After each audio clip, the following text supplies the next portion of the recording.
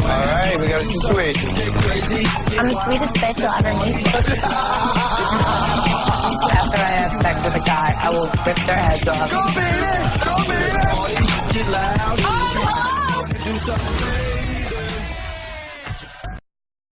Popping bottles in the ice, like a blizzard. When we drink, we do it right. Getting slizzard, sipping scissor in my ride, like 3-6. Now I'm feeling so.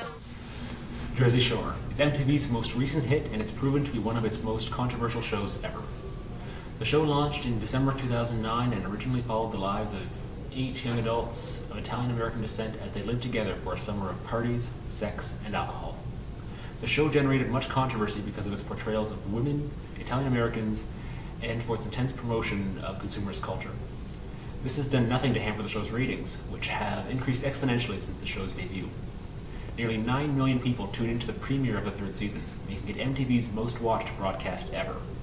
The pop culture following of Jersey Shore has prompted MTV to renew the series for a 4th season, to be filmed in Italy. In this short time span, the 8 young adults featured in Jersey Shore have become fabricated celebrities, famous for being famous.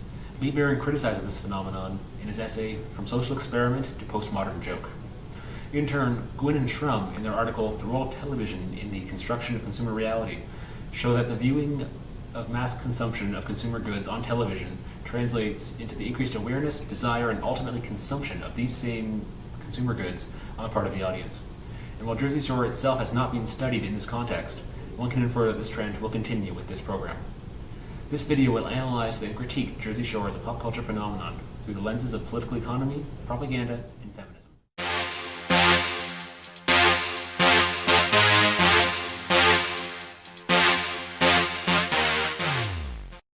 There is no doubt that Jersey Shore has become a pop culture phenomenon.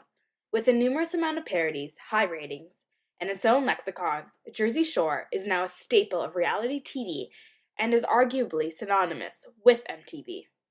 However, reality TV is an oxymoron.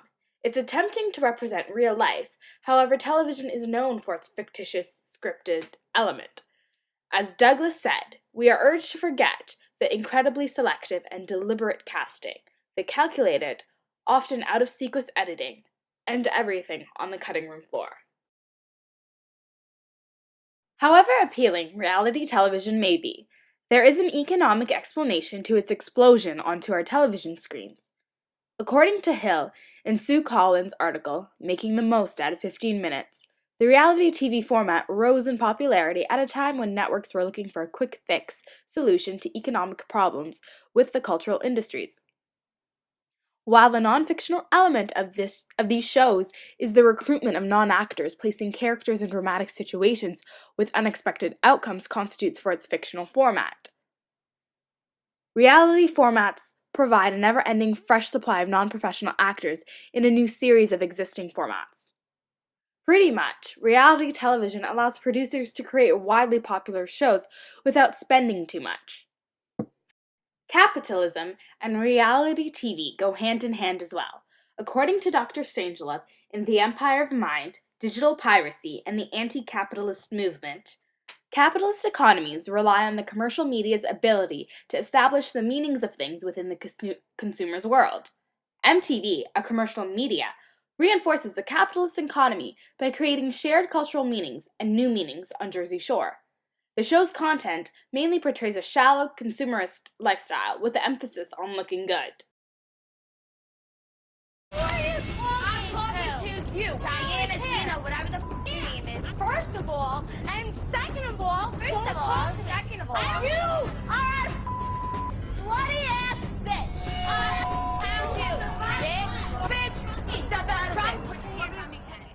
As seen by the previous clip, Jersey Shore's content is violence-centric. However, like many other reality TV shows, Jersey Shore contains violent outbursts from its female cast almost regularly. One of the criteria of reality TV that Susan Douglas mentioned in her novel Enlightened Sexism is that women can't get along with one another and will backstab each other in the back. MTV specializes in catfights, and Jersey Shore is definitely no stranger.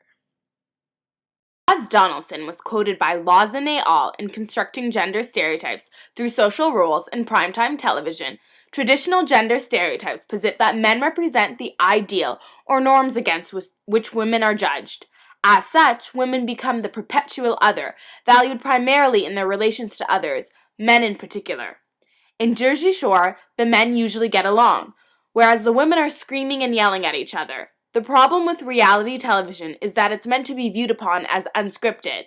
Douglas raised this issue when she said that the notion of female portrayals reveals the problem. If reality TV is truly real, then women aren't being scripted or forced into roles or stereotypes, right?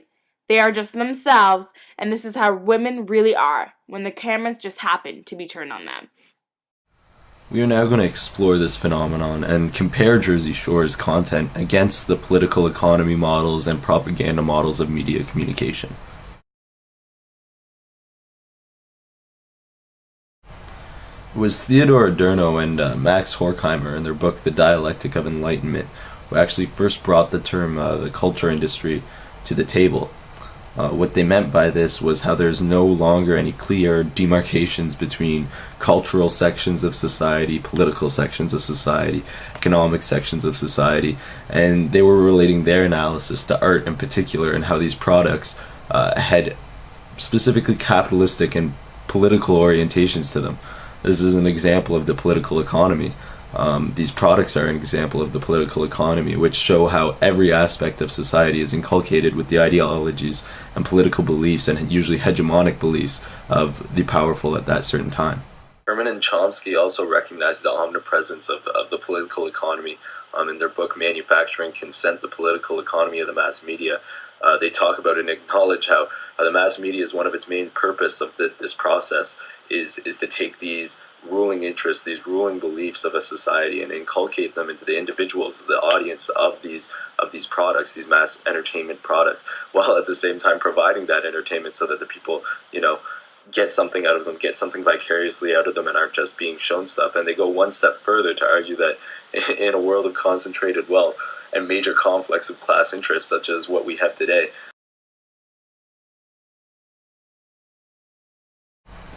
now, with respect to MTV, the organization we're looking at, who's responsible for Jersey Shore, its power, according to a communications professor named Clayton Rosati, is derived from the labor of statisticians, ethnographers, engineers, psychologists, politicians, who all collaborate together to better target, understand, and ultimately manipulate popular attention so that they can monopolize this and exploit it in the circulation of private property.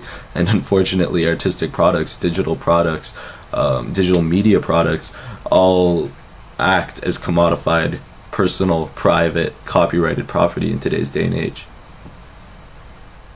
This is Ron's song. I am not a whore. I am not a whore. Stacey Smith, a leading effects expert, a media effects expert at USC, University of Southern California, has noted how MTV's content seems to circulate around three fairly simple themes, and these themes are the exposure of sexual content, substance use and abuse, and the exposure of occasional violence. And all this is done within a pro-consumerist, pro-commodity, pro-capitalist environment and structure. It's a lifestyle of being Italian. It's representing family, friends, tanning, gel, everything. I got a tanning bed in my place. That's how serious. What our examples and analysis of Jersey Shore and its content show is that there are very clear latent messages within the content itself that relate to MTV's structural, market, and commercial orientation.